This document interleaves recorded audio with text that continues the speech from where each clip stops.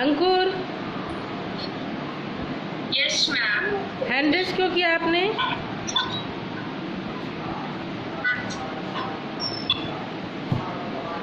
अभिज्ञा Mishra, hand raise किया हुआ है, क्या बात है, पूछिए। क्या?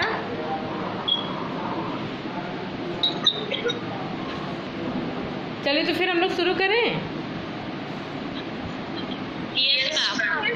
Yes ma'am. आज हम लोग हाफ ईयरली यानी कि अर्धवार्षिक जो परीक्षा आपके सितंबर में होगी उसके सिलेबस का अंतिम पाठ कर रहे हैं, ठीक है, दोहे। इसके बाद ये जब पढ़ाई हो जाएगी आपकी, आप समझ लेंगे, अभ्यास सागर भी इसका हो जाएगा, तो फिर हम लोग चैप्टर 1 से रिवीजन करेंगे, है ना। तो आज हम लोग दोहे पढ़ेंगे जिसमें कबीर, रहीम और वृंद, इन तीनों के दोहे दिए हुए हैं और कुल 8 दोहे हैं इसमें, कुल 8 दोहे हैं, ठीक है। आवाज आ रही है मेरी? Yes ma'am. Yes ma'am. Yes ma'am. Okay. Yes ma'am.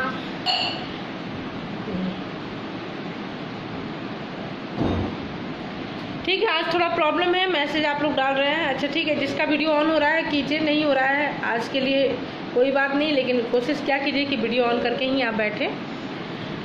तो क्या कह रहा है इसमें कि दोहे नामक पाठ में कुल टोटल 8 दोहे हैं। इन दोहों में कोयल और कौवे के उदाहरण से मीठा बोलने, अच्छी बातें ग्रहण करने के लिए, साधु जैसा स्वभाव बनाने, इच्छा की समाप्ति से चिंता मुक्त होने वालों की स्थिति, राजाओं जैसी ऊंच नीच का भेद त्याग मित्रता करने, दुष्ट व्यक्तियों की मित्रता शत्रुता से दूर रहने, अवसर के अनुसार सब कुछ अच्छा लगने, अपनी सामर्थ्य के अनुसार काम करने और फल पाने के लिए मन में धैर्य बनाए रखने की शिक्षा दी गई है। यह जो पाठ है हमारा दोहे, इसमें क्या कह रहे हैं कवि कि दोहे नामक पाठ में कोयल और कौवे के उदाहरण से मीठा बोलने, अच्छी बातें ग्रहण करने, साधु जैसा स्वभाव बनाने, इच्छा की समाप्ति से चिंता मुक्त होने वालों की स्थिति, राजाओं जैसी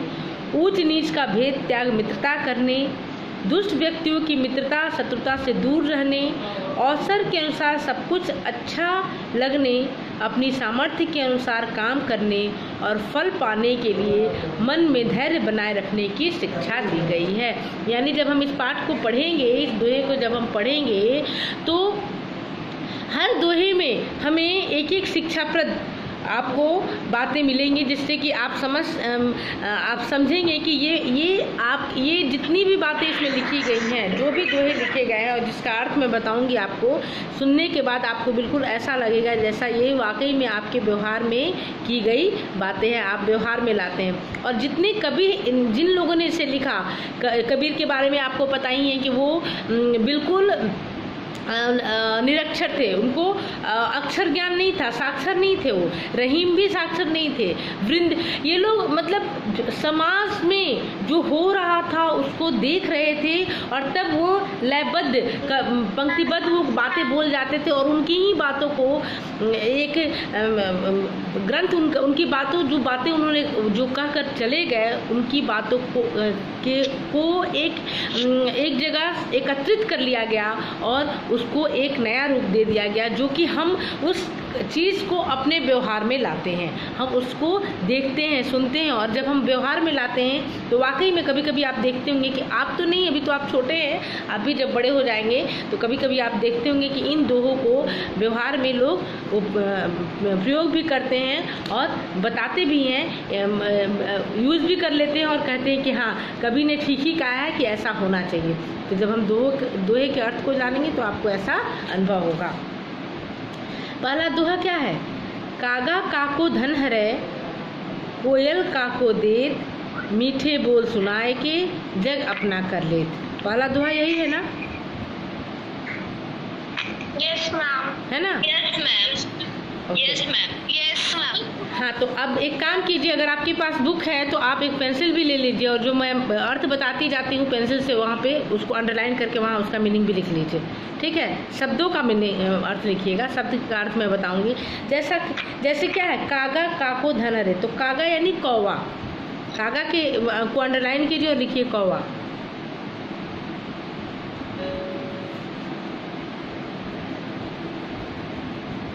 काको यानी किसे,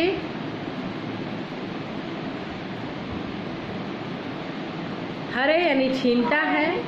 हाँ हाँ, फिर से बोल देती हूँ।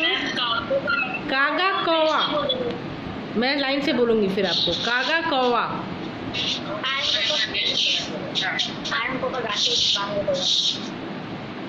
अपने आप को आप म्यूट कीजिए तो सारे बच्चे।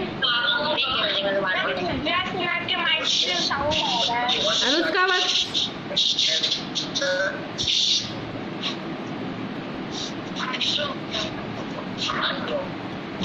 कागा कौवा, फिर मैं सबको म्यूट कर दूंगी। काको किसे, हरे यानी छीनता है। अच्छा ठीक है, मैं म्यूट कर देती हूँ क्या वो, मैं ही म्यूट कर देती हूँ उसको।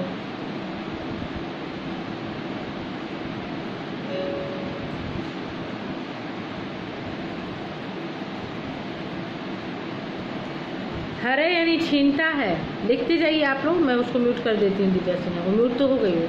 हरे यानी छीनता है।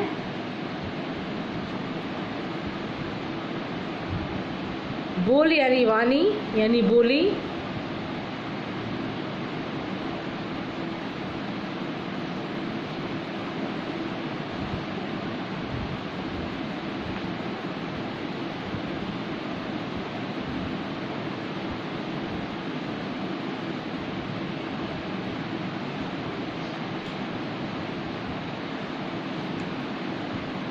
सुनाई के यानी सुनाकर। जग संसार, ठीक है। और अपना कर लेना यानी प्रिय बना लेना। तो इस पंक्ति का अर्थ क्या है? कागा काको धन हरे, कोयल काको देत, मीठे बोल सुनाए के जग अपना कर लेत। अब यहाँ कवि क्या कह रहे हैं? ये कबीर रचित ये दोहा है, ये पंक्ति है कि इसमें कवि ने मीठी वाणी बोलने और सारग्रही स्वभाव बनाने की सीख दी है। अर्थात कवि क्या कहते हैं यहाँ कि कबीर कहते हैं कि न तो कौवा किसी का धन छीनता है। कौवा आकर आपके घर के पास काँव काँव काँव काँव करके चला जाता है, आपका कुछ वो बिगाड़ता नहीं है, आपका धन नहीं छीनता है। लेकिन चूंकि उसकी आवाज़ बहुत कर्कश होती है, बहुत ज़्यादा तेज होती है, इसलिए हम लोग उसको ढेले मार मार कर भगाते हैं ना।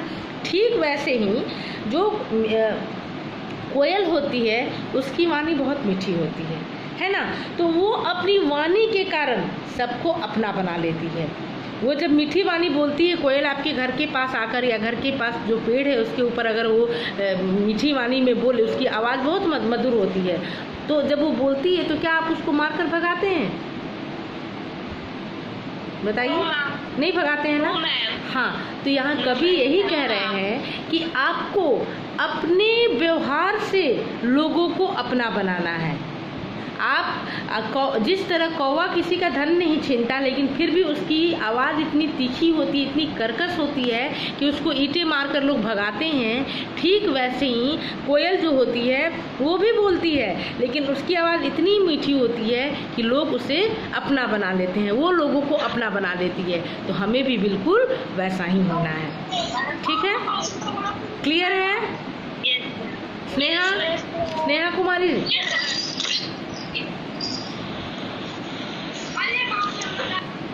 अगर इस दोहे में किसी को प्रॉब्लम है तो वो फिर से मैं समझा दूंगी।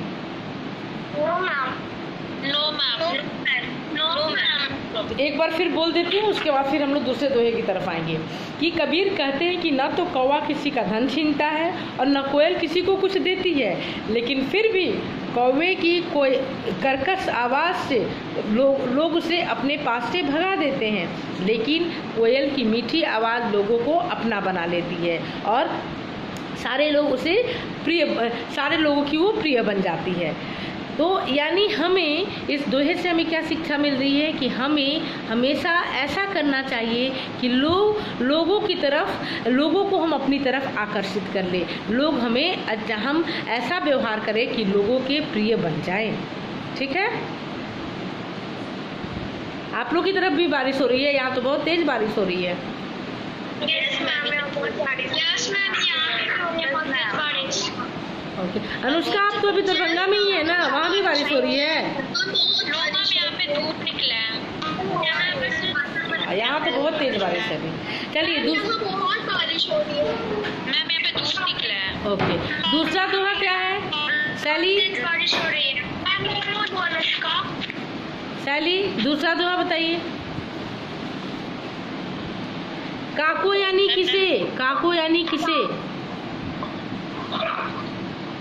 साधु ऐसा चाहिए जैसा सुख सुभाए, साल साल को गही रहे, तोहफा दे उड़ाए।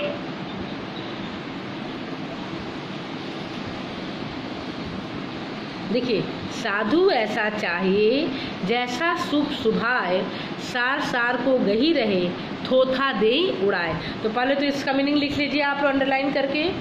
सूप यानी छाछ।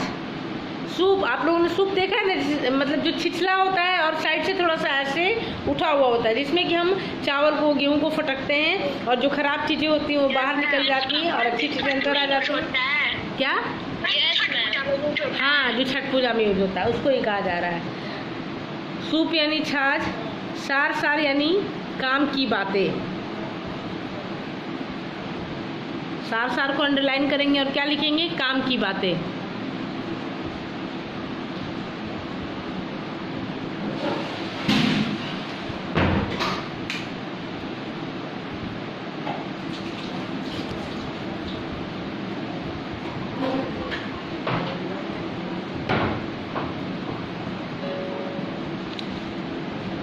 ठीक है, गही यानी ग्रहण करना। गही, सार सार को गही रहे, गही यानी ग्रहण करना।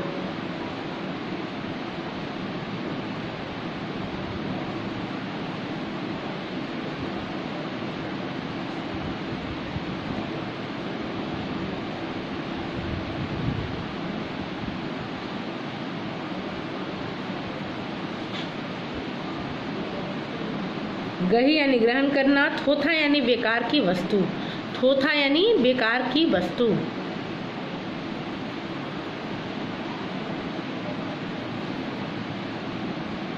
दूसरा दोहा एक बार रिपीट कर। साधु ऐसा चाहिए जैसा सूप सुभाए, सार सार को गही रहे, थोथा दे उड़ाए। अब यहाँ कवि क्या कहते हैं कि साधु का स्वभाव यानी सज्जन व्यक्ति, यहाँ साधु से मतलब हो गया अभी सज्जन व्यक्ति, है ना। ये जब बात कही गई थी, ये दोहा जब लिखा गया था, उस वक्त साधु मतलब जो साधु सन्यासी होते थे वही अच्छे कहलाते थे, उन्हीं की संगति में लोग रहते थे, तो यहाँ साधु कहा गया। लेकिन साधु का मतलब आप अभी समझेंगे सज्जन व्यक्ति से, अच्छे व्यक्ति से, जो दूसरों की मदद के लिए हमेशा तैयार होते हैं। तो कवि क्या कहते हैं कि साधु का स्वभाव बिल्कुल, यानी सज्जन व्यक्ति का स्वभाव बिल्कुल सूप की तरह होना चाहिए।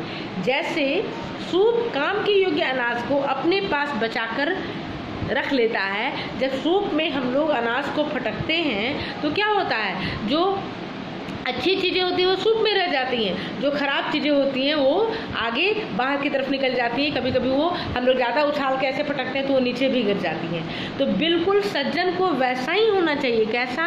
अच्छे व्यक्ति को हमेशा सूप की तरह होना चाहिए। जैसे सूप काम की योग्य वस्तुओं को, योग्य अनाज को अपने अनाज को अपने पास बचा कर रख लेता है, हल्के और बिना काम वाले सड़े गले चीज़ों को वो बाहर कर देता है, यानी उड़ा देता है। उसी प्रकार साधु को ज्ञान की बातें अपनाकर शेष बातों पर ध्यान नहीं देना चाहिए। सज्जन व्यक्ति जो होते हैं उनको सिर्फ ज्ञान की बातों, जो आप अगर अपने आप को सज्जन मानते हैं तो आपको ये देखना होगा कि आप में ऐसे गुण हैं कि नहीं, कि आप जो अच्छी चीज़ें वो अपने पास बचा कर रखिए, जो बुरी चीज़ें हैं उसका त्याग कर दीजिए। ठीक है, क्लियर है यहाँ तक? मैम एक बार और रिपीट कर दीजिए। ओके। एक बार और बता देती हूँ। थोथा का मीनिंग बता दीजिए। थोथा का मीनिंग, थोथा यानी बेकार, बेकार की वस्तु।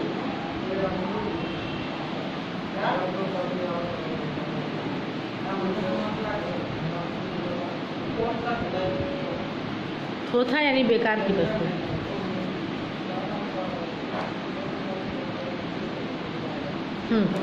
कभी कहता है या कभी कहते हैं, कबीर कह रहे हैं कि साधु का स्वभाव यानी सज्जन व्यक्ति का स्वभाव बिल्कुल सूप जैसा होना चाहिए। जैसे जिस प्रकार सूप काम की योग्य की वस्तुओं को अपने पास बचाकर खोखली वस्तुओं को या बिना काम वाली चीज़ों को सड़ा गलाकर उड़ा देता है, उसी प्रकार साधु को ज्ञान की बातें अपनाकर शेष बातों पर ध्यान नहीं देना चाहिए। ठीक है, यानी अच्छे व्यक्तियों को, जो सज्जन व्यक्ति होते हैं, उनको सिर्फ अच्छी बातों को अपने पास रखना चाहिए, बाकी बातों पर ध्यान नहीं देना चाहिए। उनको बिल्कुल सूप की तरह होना चाहिए। जिस प्रकार सूप अच्छी चीज़ों को अपने पास रख लेते हैं और बुरी चीज़ों को, जो बेकार की वस्तुएं होती हैं, उसका त्याग कर देते हैं, उसको उड़ा देते हैं, ठीक वैसे ही साधु को भी अच्छी बातों को अपने पास रखकर और बेकार की बातों पर ध्यान नहीं देना चाहिए। क्लियर है?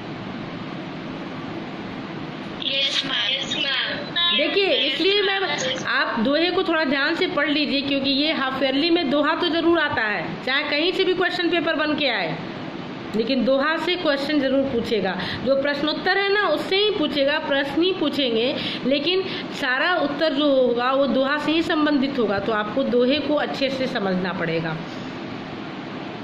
और फिर इन दोहों को आपको याद भी कर लेना होगा, क्योंकि कभी कभी ऐसा प्रश्न भी आता है कि कुछ प्रश्न आएगा और उसमें प्रश्न देगा कि आपको दोहे के माध्यम से इसका अर्थ लिखना होगा और उन दोहे को भी लिखिए। तो आपको दोहा याद रहेगा तभी तो लिखेंगे ना। तो इस पार्ट पे थोड़ा ज़्यादा आपको ध्यान देना पड़ेगा। बाकी पार्ट जो है ना, कुछ जो कहानी है, कहानी तो आपको याद रहेगी, आप तो कहानी से प्रश्न कराएगा लिख देंगे, लेकिन दोहा आपको याद रखना पड़ेगा।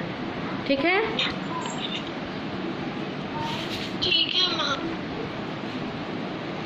Okay ma'am. Okay ma'am. अभी देखिए, ओके मैम। अब किसका दोहा है ये बताइए। ओके, दो दोहा किसका था? कबीर का, अब है रहीम का। ये दोहा तो बहुत मजेदार है, आप लोग पढ़ेंगे। सिक्स्थ में भी रहीम का पढ़े थे। हाँ, सिक्स्थ में पढ़े थे, लेकिन इन पंक्तियों को आपने नहीं पढ़ा होगा। अभी जो आप पढ़ेंगे ना, ये बिल्कुल आप पर ही आधारित है, ध्यान से सुनिए। चाह गई चिंता मिटी, मनुआ बेपरवाह, जिनको कछु न चाहिए वे साहन के साह। यही है ना? है ना? अब चाह को अंडरलाइन कीजिए। चाह यानी इच्छा,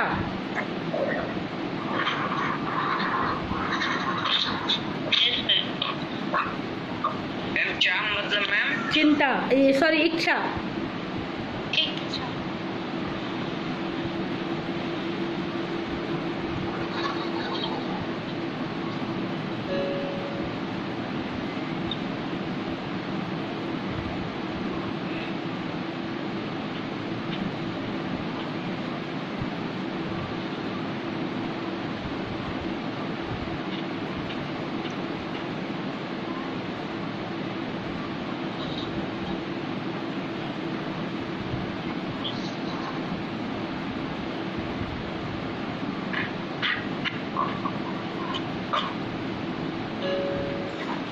हो गया? मनुआ यानी मन, चाह गई चिंता मिटी। चाह यानी इच्छा, मनुआ यानी मन।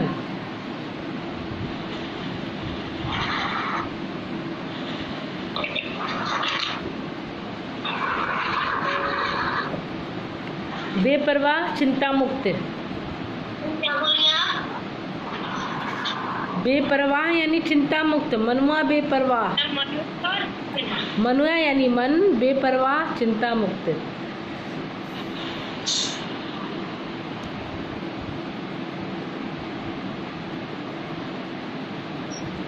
कछु यानी कुछ, कछु कुछ।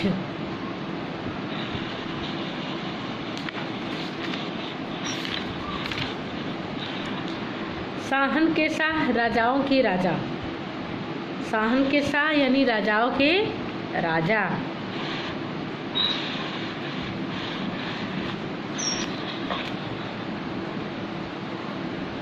ठीक है,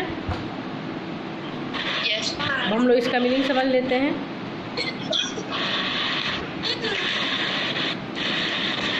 इस दोहे में कभी चिंता मुक्त रहने की बात कर रहे हैं, कभी चिंता मुक्त रहने की बात करते हैं। क्या कर रहे हैं कि मनुष्य की इच्छाएं, कामनाएं समाप्त होते ही वह चिंता मुक्त हो जाता है, क्योंकि उसकी इच्छाएं भी समाप्त हो जाती है। और इस संसार में जिस व्यक्ति को कुछ नहीं चाहिए वो राजाओं का राजा है। देखिए, चाह गई चिंता मिटी मनुआ बेपरवाह। अगर आपके अंदर किसी चीज़ की इच्छा नहीं होगी तो आपको चिंता भी नहीं होगी। एक छोटा सा एग्जाम्पल मैं देती हूँ आपको। आप पढ़ाई कर रहे हैं, आप स्टूडेंट हैं, इसलिए मैं आपकी ही तरीके से आपको समझाऊंगी। आप पढ़ाई कर रहे हैं, है ना। अगर आपकी इच्छा होगी कि आप क्लास में या पूरे 7th सेक्शन में, पूरे 7th स्टैंडर्ड में आप टॉप करें, तो उसके लिए आपको क्या करना पड़ेगा? मेहनत करनी पड़ेगी, पढ़ाई करनी पड़ेगी, है ना। बहुत ज़्यादा मेहनत करनी पड़ेगी। तो आपके अंदर इच्छा है, आपके अंदर चाह है टॉप करने की, तो आपने मेहनत की, है ना। वहीं किसी दूसरे व्यक्ति को या किसी दूसरे बच्चे को किसी चीज़ की इच्छा नहीं होगी, नहीं मुझे कुछ नहीं करना है, जैसे चल रहा है, तो उसको मेहनत की ज़रूरत नहीं है। मैम पढ़ा रही हैं, वो सुन रहा है, जो याद आएगा वो एग्ज़ाम में लिख देगा। अगर आंसर सही रहा तो नंबर मिलेगा, वो पास कर जाएगा। नहीं भी पास किया तो कोई बात नहीं, क्योंकि उसको इच्छा नहीं है। और जब इच्छा नहीं है तो चिंता नहीं होगी, और चिंता नहीं होगी तो वो मेहनत नहीं करेगा। लेकिन यहाँ जो ये दोहा दिया गया है, यहाँ कहा गया है कि जो चिंता मुक्त है वो राजाओं का राजा है। तो जिस वक्त ये दोहा लिखा गया, उस वक्त छोटे आप जैसे बच्चों के स्कूल नहीं होता था। वो जो कृष्ण सुदामा के समय जो आश्रम होता था, उस वक्त की ये बात है ना। लेकिन अभी आप ये नहीं कह सकते हैं कि आप चिंता मुक्त हैं, आप क्लास में आपको किसी चीज़ की इच्छा नहीं है तो आप बिल्कुल एकदम सहनसा हो गए हैं। मैं इस चीज़ को नहीं मानूंगी। आपको अगर कुछ करना है तो आपको अपने अंदर इच्छा शक्ति जागृत करनी होगी, इच्छा शक्ति लानी होगी, है ना।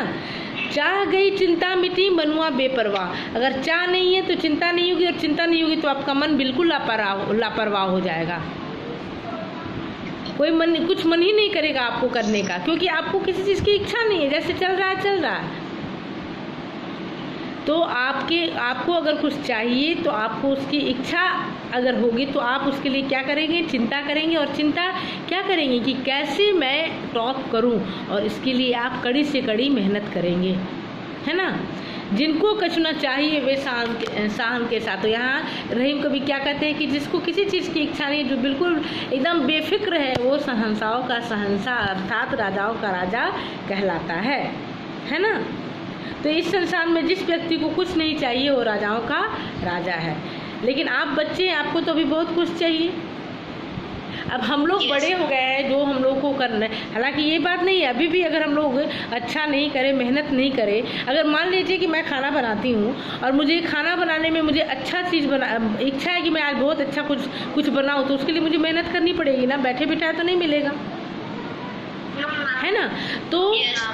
तो आपको कभी यहाँ यही करा, आप इस ढंग से इसको समझिए कि हमारे अंदर कुछ चाहिए अगर हमको, तो उसके लिए हमें इच्छा रखनी पड़ेगी। और इच्छा अगर हम रखते हैं तो उसके लिए हमें चिंता भी रखनी पड़ेगी। तो हमें चिंता रखकर, इच्छा रखकर चिंता रखनी है, और चिंता रखकर हमें मेहनत करनी है और अच्छा करना है। ठीक है, मीनिंग इसका यही है कि चाह गई चिंता मिटी मनुआ बेपरवाह। जिनको कुछ होना चाहिए वे शान के साथ। जिसको कुछ नहीं चाहिए वो सहनसाओं का सहनसा कहलाता है। यानी वो बिल्कुल बेफिक्र है, बिना किसी उम्मीद के बस वो अपनी ज़िंदगी जिए जा रहा है। वो जिसको अधिक पैसे की लालसा होगी ज़्यादा, तो उसके लिए भी तो उसको मेहनत करनी पड़ेगी ना। अगर कोई बिजनेसमैन ही है तो बहुत ज़्यादा मेहनत करेगा तभी तो उसके पास अच्छे पैसे आएंगे, तो उसके लिए भी उसकी इच्छा रखनी पड़ेगी। लेकिन अगर किसी के पास किसी चीज़ की इच्छा नहीं है, इसका मतलब है कि वो संसार का संसार है, जो जितना है उसमें ही वो खुश है, खा पी रहा है और मस्त है। लेकिन बच्चों के लिए तो ये बात नहीं कही जाएगी। अभी बच्चों को तो बहुत सारी चिंताएं होंगी। ठीक है, आगे बढ़े।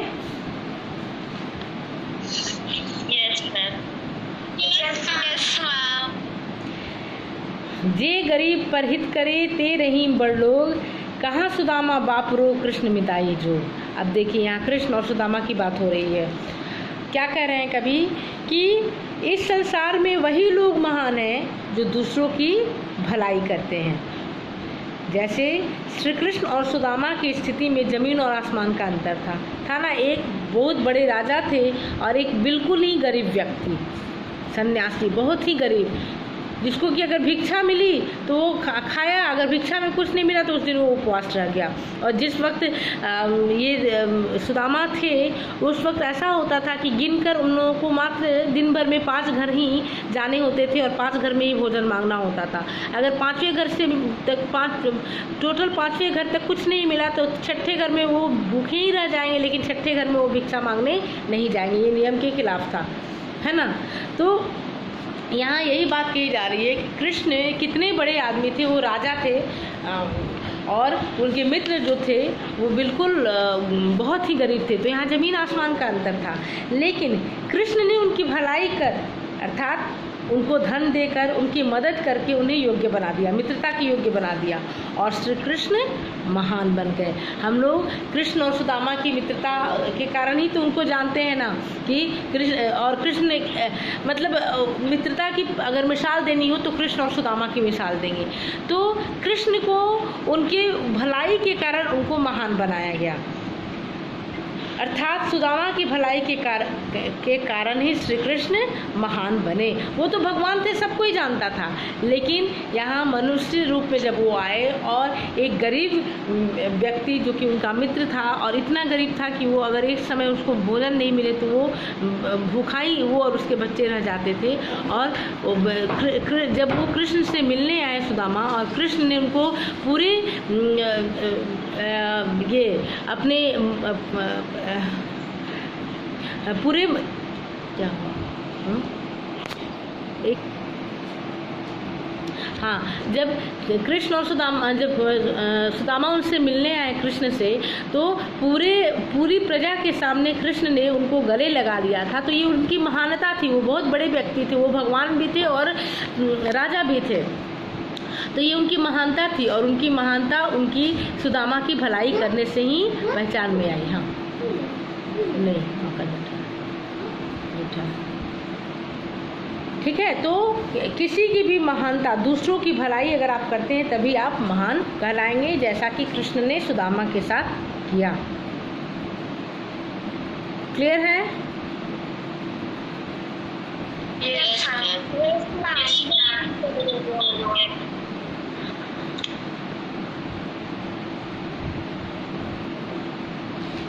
इसमें आप लोगों ने ये नहीं लिखा ना, जे गरीब पर हित करे ते रहीम बड़ लोग, तो आप इसका मीनिंग लिख लीजिए। परहित यानी भलाई, पर यानी दूसरा, हित यानी भलाई, जो दूसरों की भलाई करे। परहित यानी भलाई, बड़ लोग यानी बड़े आदमी,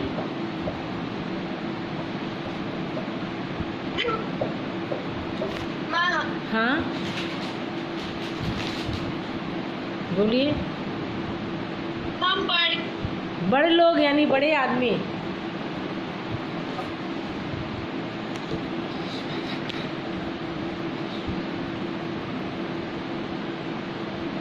बड़े लोग यानी बड़े आदमी।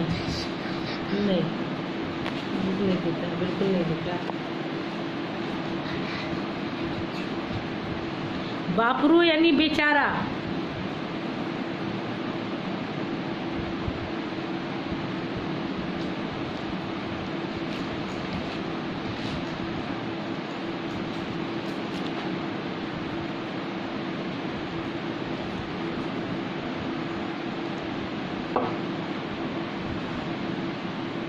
मिताई यानी मित्रता, मिताई मित्रता।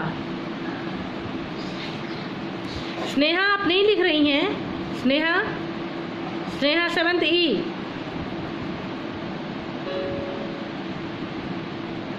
मैम आपने परिहित का बताया था। क्या हुआ? मैम मिताई का क्या होगा? मित्रता। मिताई यानी मित्रता। मैम परिहित का? परहित यानी भलाई। परहित यानी भलाई।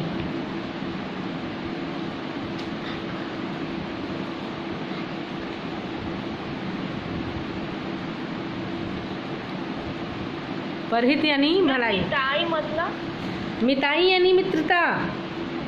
आज हम लोग बस रहीम तक ही पढ़ेंगे। ये 3 दोहा जो है ना वो नेक्स्ट क्लास में पढ़ेंगे। एक ही दिन ज़्यादा पढ़ाएंगे तो आपको समझ नहीं आएगा। फिर एक और लास्ट है, उसको हम लोग पढ़ेंगे क्योंकि समय भी नहीं है, मात्र 4 मिनट है, तो लास्ट वाला भी हम लोग पढ़ लेंगे।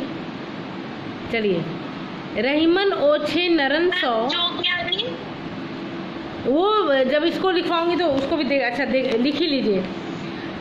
ओछे यानी नीच, रहीमन ओछे नरन सौ। ओछे यानी नीच स्वभाव वाले। ओछे यानी नीच स्वभाव वाले।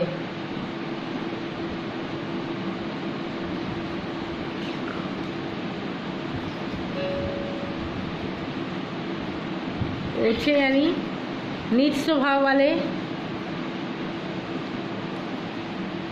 यानी दुष्ट। नरन यानी मनुष्य। नरन यानी मनुष्य।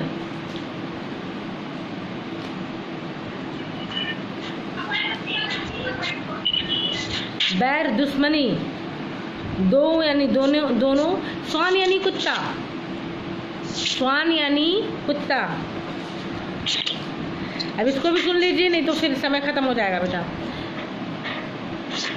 रहीमन ओछे नरन सो, बैर भली न प्रीति, काटे चाटे स्वान के दो भांति विपरीत। या रहीम कभी क्या कहते हैं कि हमें दुष्ट लोगों से मित्रता नहीं करनी चाहिए और न ही शत्रुता करनी चाहिए।